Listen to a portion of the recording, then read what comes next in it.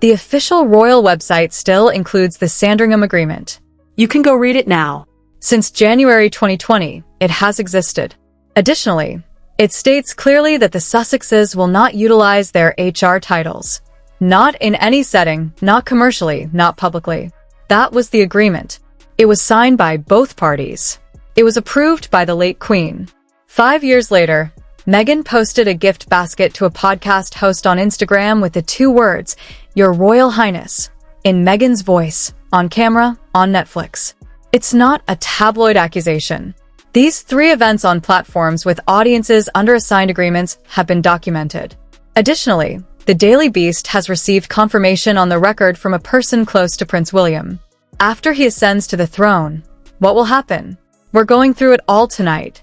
Not the gossip version, the legal and financial version, the Sandringham Agreement and what it actually says, the 3 infractions, each more serious than the last, the collapse of $120 million in industry deals, the departure of 18 employees, the origin story that Vanity Fair was unable to confirm and which her father described as embellished, and the particular legal mechanism letters patent that will ultimately resolve the question of what the Sussex brand is really built on, and what. Harry and Meghan Markle split from the royal family. They'll formally step down as senior royals March 31st. What happens to it when that foundation is removed?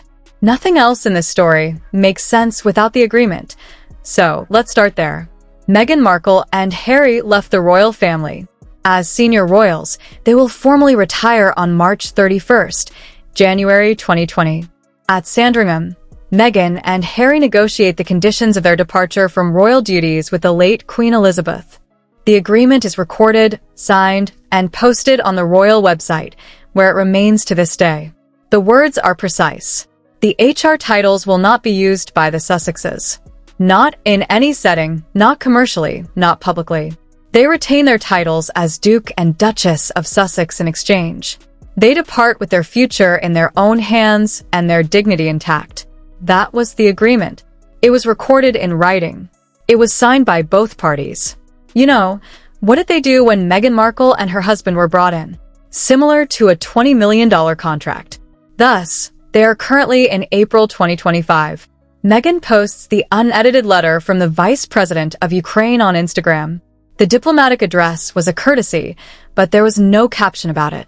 No explanation that the sender's title was inaccurate. Just the entire letter. Your Royal Highness is sitting right at the top, visible to millions of followers on a commercial social media platform, said a source close to Prince William in an interview with the Daily Beast. She posted the message unfiltered to her stories, and you would have to be a fool to think she didn't know exactly what she was doing. Every time you think they can't make it worse, they make it worse, another source stated bluntly. The HR arrangement allowed them to go with pride, and now she's using it to sell jam. It's funny to think back on the commercial, which was seen by people across America. However, the Instagram post wasn't an isolated instance. Click like if Palace Insider is providing you with the complete picture that other outlets do not. It helps us reach more people at no cost. At about the same time, Meghan sent a personal gift basket to podcast presenter Jamie King using the HR title instead of a letter from a foreign diplomat acting in accordance with protocol. A personal present that was supplied professionally with a title that she had signed a document agreeing not to use. Then there is the Netflix video, which is more significant than the rest as it isn't a letter, a basket, or anything that could be written by someone else. Tens of millions of people are watching Meghan in her own voice on a commercial streaming channel. Meghan stopped Mindy Kaling when she called her Meghan Markle while they were filming. The fact that you constantly mentioning Meghan Markle is hilarious. I'm Sussex now, as you know. A woman corrected a celebrity for utilizing her royal identity on Netflix on permanent record by signing a written agreement not to use it for commercial purposes. You can't walk back. It cannot be presented as someone else's wording or as a diplomatic courtesy. The official royal website has the Sandringham Agreement. There is documentation for the Instagram post. There is documentation of the gift basket. On camera is the Netflix adjustment. Kinsey Schofield, a royal expert, put it simply. Although it's against the rules for Harry and Meghan to utilize their titles for financial gain, they clearly do. When things were tough, she wasn't always well-liked. Trevor Cook, a privacy expert, went so far as to say that the royal family might file a lawsuit over the commercial usage of a title she had promised not to use. What that produces is known by a particular word among lawyers: significant deception. The fundamental assertion that served as the basis for a business agreement turns out to be legally questionable. We shall return to the implications of it. First, though, the industry has already rendered its own judgment, and the figures are startling. Tell us in the comments and sign up for Palace Insider. In your opinion, which of these three infractions was the most serious? Harry and Meghan reportedly inked a $100 million contract with Netflix in 2020. The pitch was simple. For a while, the statistics supported royal access, royal storytelling, and the Duke and Duchess of Sussex's introduction of the monarchy to a worldwide streaming audience. Then, in March 2026, Netflix formally ended its collaboration with Archwell Productions. There was a tidy conclusion, no big statement, and no public falling out.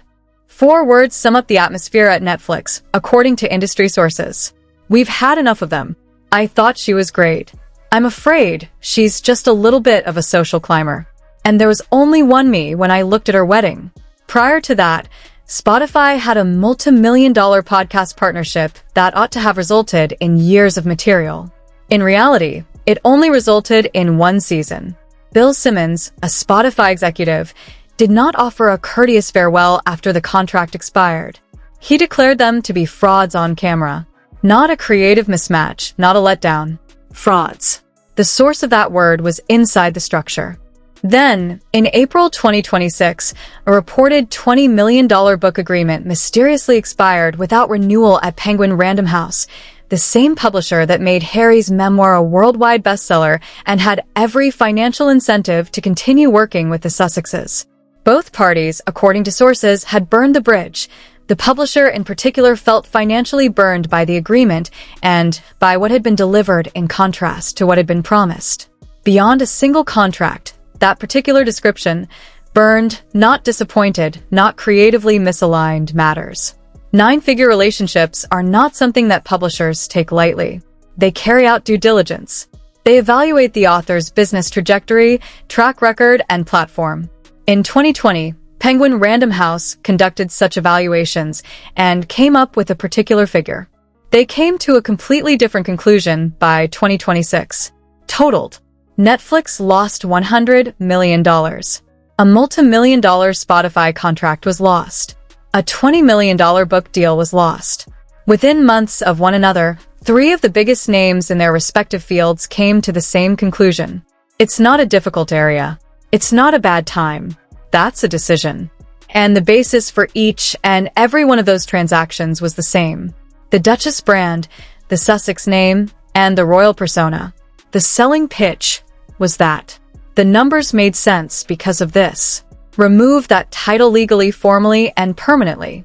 Furthermore, the business reasoning that supported each of those agreements does not just deteriorate. The floor vanishes. In fact, it also makes it possible for William to legitimately ascend to the throne and deprive Harry of his title. What's left is a renamed lifestyle brand that sells jam at prices that only made sense when the Duchess of Sussex was the seller. Let's now discuss the basis upon which those agreements were constructed. Because there was a tale before the contracts and the streaming agreements. For 20 years, Meghan had been recounting this tale. She was 11 years old. She noticed an advertisement for Procter & Gamble claiming that women in America were fighting dirty pots and pans. She was furious. So she sat down and wrote letters to Senators P&G and Hillary Clinton. Meghan claims that it was successful. The commercial was altered by P&G. An 11-year-old girl changed corporate America. She told this story at the United Nations at the One Young World Summit, and in her Vanity Fair profile, Clinton tweeted in response.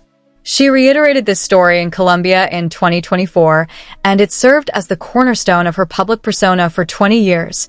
The girl who saw injustice picked up a pen and won. However, there is a problem. Vanity Fair's fact-checkers went straight to P&G to gather proof, consulting advertising historians. In his 2020 documentary, Thomas Markle stated on camera, "I think Meghan was part of a letter-writing campaign of sorts." What they discovered, or more accurately, what they were unable to find, was sufficient for them to remove the story from the article completely. They were unable to confirm that she had ever received a personal response from Hillary Clinton. It's possible that the narrative about her altering the advertisement by herself was overstated. A kid completing homework, not a lone activist, not a girl who transformed corporate America, but a letter-writing campaign for class. After that, Meghan's own PR team hired journalists who decided not to include the PNG story in the official media bulletin sent to the press because it had become a liability to circulate, not because the story had aged out of relevance. That is a specific and significant choice. It means the people paid to protect her reputation had concluded that a story she had been telling publicly for 20 years and had used to build her entire humanitarian identity was no longer safe to include in official materials. The newspaper journalist claimed that William now despises his brother, so that relationship is over. The foundation of Meghan Markle's entire brand, the origin story she used to win a UN ambassadorship, was deemed embellished by her father. Vanity Fair was unable to verify the letter's existence, and no one at PNG, Clinton's office, or in advertising history could confirm its existence. If the first public statement she ever made about herself could not withstand a fact check, that raises a specific and uncomfortable question about everything built on top of it. Now, let's talk about the staff, because the staff numbers tell a story that PR strategy cannot change. Meghan told Oprah that she felt unsupported within the organization.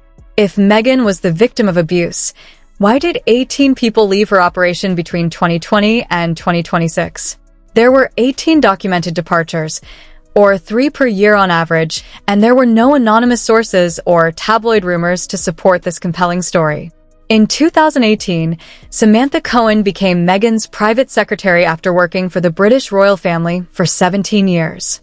She was one of the most experienced palace aides the organization had, someone who understood royal service at the highest level and had the track record to prove it. The plan was for Cohen to stay for 6 months, help Meghan find her footing, and then hand off to a permanent replacement. However, she stayed for 18 months because they could not find anyone willing to take the position permanently. In 2024, Cohen confirmed to the Herald Sun that she was one of 10 employees who were formally interviewed by Buckingham Palace as part of an independent bullying investigation, which was privately funded by Queen Elizabeth herself. The results of the investigation were never made public, and the changes that followed were carried out in secret. When a replacement was finally found, the palace flew that person to Africa specifically to shadow Cohen on a royal tour. The replacement quit while still in Africa, before the tour was even completed. But the specific fact that a sitting monarch chose to fund an independent investigation into her own grandson's household is not a small thing. It is the kind of action that happens only when the people with the most information and the most to lose by acknowledging a problem have concluded that the problem is real enough that it requires an official response. 18 documented departures across 6 years, 3 per year on average. Senior professionals who had worked at the highest levels of public life, who understood discretion and pressure and the particular demands of royal service. They left anyway, and the specific pattern of what they said when they did speak carefully after long delays in the measured language of people who understood the gravity of going on record is not the pattern of people who left casually. And then there is the personal pattern, because the same thing that happened inside Meghan's professional operation has been documented by people who were once among her closest friends. There is now an entry in the Urban Dictionary for what happens to people who get close to Meghan Markle. The word marooned means to be totally abandoned by someone after you have played a meaningful role in their life. The dictionary entry exists because the pattern is so recognizable, consistent, and widely documented that it tells you more than any single story could. Naughty Pretty and Meghan met at the age of 2, and they grew up together. Sleepovers, road trips, a trip to Europe at the age of 15, and the kind of friendship that doesn't need to be maintained because it simply exists underneath everything. Pretty was Meghan's maid of honor at her first wedding to Trevor Engelson in 2011. There was no confrontation, no falling out, no last phone call where at least you would know what went wrong, just silence. The kind of silence that is more difficult to process than a direct ending because it leaves you with nothing to react to. She was there through the marriage, the divorce, 30 years of shared history, and her exclusion from the royal wedding in 2018. When you look at the sequence of that particular relationship over 30 years, the shared childhood, the maid of honor at the first wedding, and the complete absence from the second. You are looking at a relationship that was ended by one person without warning, without a stated reason, and without the basic acknowledgement that 30 years deserved at least a conversation. When Pretty finally spoke to the press years later, she used the specific and careful language of someone who had thought about it for a long time. I believe Meghan was very calculated in how she cultivates circles of friends, and sometimes she can be extremely cold. For years, Jessica Moran styled Meghan, assisted her in navigating the media frenzy of the early Harry era, and attended the royal wedding, the baby shower, and royal tours. According to multiple sources, Moran was Meghan's most trusted confidant. However, in June 2020, Moran got into a public argument with a black influencer, which prompted Meghan to cut contact right away. According to a source who spoke to Page 6, the controversy gave Meghan the end the moment it became a liability, and then Piers Morgan in 2016. These are not people who betrayed Meghan Markle first and spoke second. Meghan followed him on social media, messaged him, and met him for a drink in London, and that same evening she met Harry at a party. Morgan succinctly explained what happened next. "That was the last I ever heard from Meghan Markle." The Sussex brand was never really about Meghan. Rather, it was about two words in front of her name, Duchess of Sussex. When they finally spoke, it was in the language of people who were genuinely hurt and had taken a long time to understand exactly what had happened to them, not the language of people selling a story, the language of people who had been trying to make sense of something that did not make obvious sense, and had finally arrived at a conclusion they were not looking for.